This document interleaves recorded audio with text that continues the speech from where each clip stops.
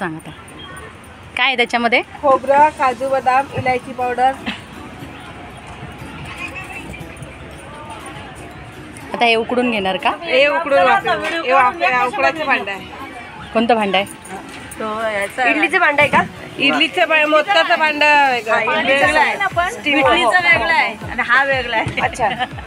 ते आतून कसं आहे मग पोहोच आहे ना मला.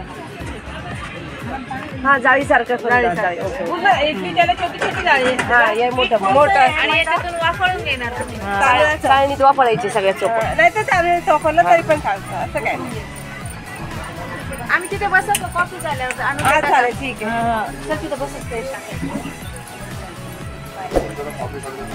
मी एवढं बनवूस तर बघते. आले मला एवढं मी शूटिंग करते भरताना फक्त.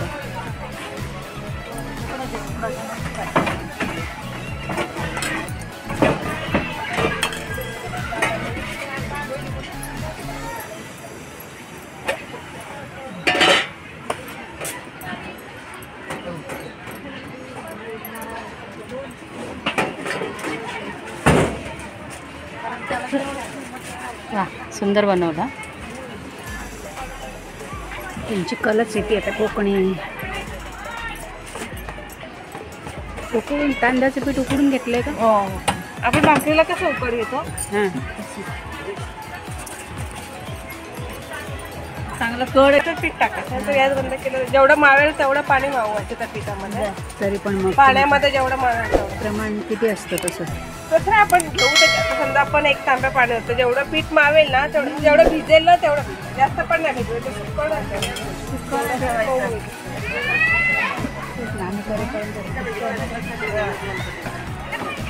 मऊमळी म्हणजे भिजायची नंतर तुपाचं मऊमळी.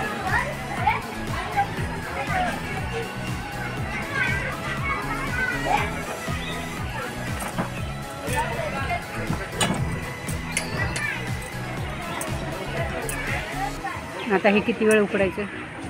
5 ते 10 मिनिटं. पाणी उकळलेलं असतं ना, उकळलेल्या पाण्यावर ठेवायचं मग कसं लवकर होतं.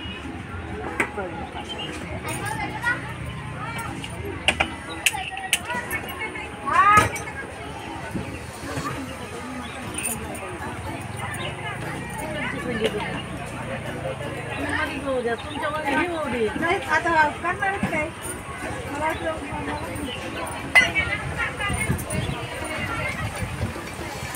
लागली का